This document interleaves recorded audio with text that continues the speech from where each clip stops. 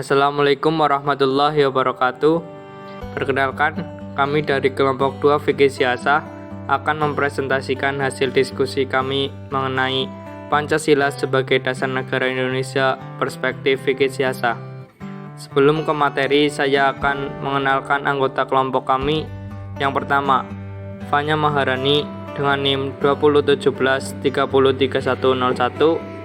Yang kedua, Destia Maharani Fitria dengan NIM 2017303108. Dan yang ketiga, Ilham Rahmat Jati dengan NIM 2017303130. Baik, akan kami mulai saja materinya. Yang pertama yaitu pengertian Pancasila. Pengertian Pancasila. Pancasila berasal dari kata panca dan sila.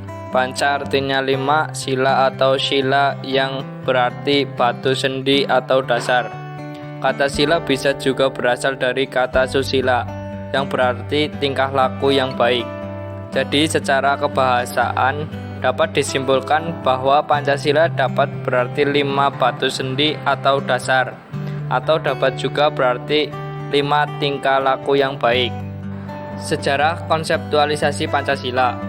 Bangsa Indonesia melewati perjuangan panjang dengan mempersembahkan pengorbanan dan penderitaan segenapnya sendiri, yang merupakan hasil antara proses sejarah, tantangan perjuangan, dan cita-cita masa depan yang secara keseluruhan membentuk karakter kepribadiannya. Karakter kepribadian bangsa Indonesia inilah yang selanjutnya ditetapkan sebagai pandangan hidup dan dasar negara, yakni Pancasila. Karena itu, Pancasila tidak lahir secara tiba-tiba pada 1 Juni 1945. Tokoh yang merumuskan Pancasila beserta rumusannya yaitu yang pertama, Mr. Muhammad Yamin, yaitu peri kebangsaan, peri kemanusiaan, peri ketuhanan, peri kerakyatan, dan kesejahteraan rakyat. Yang kedua yaitu Insinyur Soekarno, antara lain nasionalisme atau kebangsaan Indonesia, internasionalisme atau peri kemanusiaan, mufakat atau demokrasi, kesejahteraan sosial, dan ketuhanan yang berkebudayaan. Pancasila sebagai dasar negara. Secara yuridis ketatanegaraan, Pancasila merupakan dasar negara Republik Indonesia sebagaimana terdapat pada pembukaan Undang-Undang Dasar Negara Republik Indonesia tahun 1945. Yang kelahirannya ditempa dalam proses kebangsaan Indonesia. Melalui Undang-Undang Dasar Negara Republik Indonesia tahun 1945 sebagai payung hukum, Pancasila perlu diaktualisasikan agar dalam praktik demokrasinya tidak kehilangan arah dan dapat meredam konflik yang tidak produktif. Penempatan Pancasila sebagai sumber dari segala sumber hukum negara, yaitu sesuai dengan pembukaan Undang-Undang Dasar Negara Republik Indonesia tahun 1945, bahwa Pancasila ditetapkan sebagai dasar dan ideologi negara serta sekaligus dasar filosofis bangsa dan negara, sehingga setiap materi muatan peraturan perundang-undangan tidak boleh bertentangan dengan nilai-nilai yang terkandung dalam Pancasila. Meskipun Pancasila dalam perjalanannya juga mengalami pasang surut, tetapi Pancasila sampai saat sekarang masih menjadi landasan dalam setiap pembuatan peraturan. Hal ini dalam setiap undang-undang selalu mencantumkan nilai-nilai Pancasila. Kemudian tinjauan fikih siasah terhadap Pancasila sebagai dasar negara. Negara Indonesia bukanlah negara sekuler dan bukan pula negara agama. Prinsip yang terkandung dalam sila pertama Pancasila tersebut mengakui adanya kekuatan gaib yang ada di luar diri manusia sebagai pencipta serta pengatur alam semesta. Jika ditinjau dari segi aspek, maka berdasarkan pembagian negara hukum menurut Ibnu Khaldun, bahwasannya Indonesia tersebut dalam jenis negara yang berdasarkan nalar, sama dengan Undang-Undang Dasar 1945, sebagai hukum tertulis yang sah dibuat atas kesepakatan para cendekiawan dengan proses yang sangat panjang.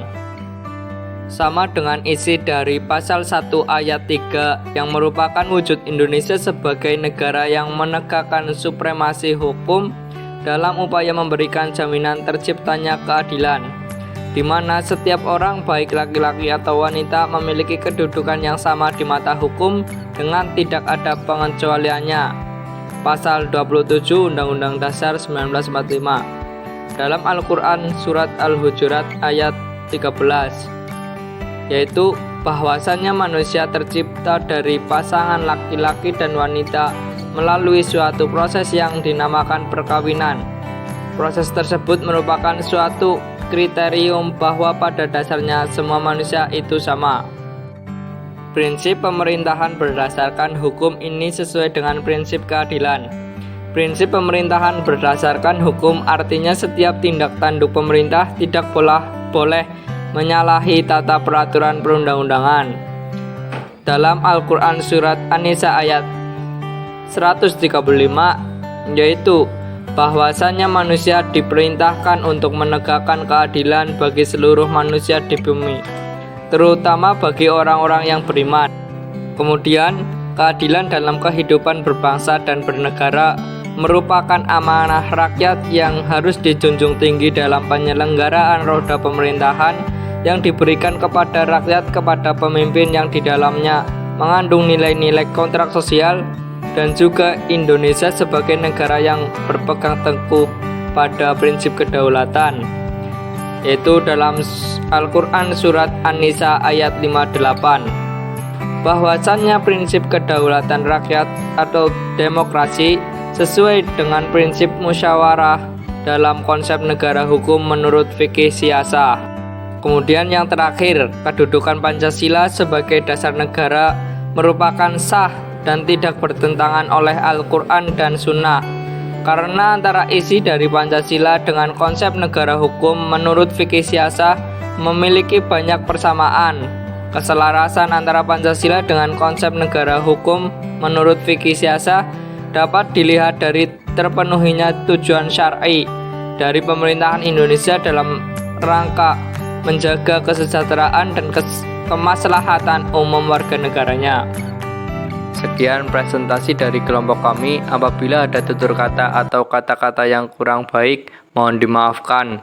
Wabillahi taufiq wal hidayah. Wassalamualaikum warahmatullahi wabarakatuh.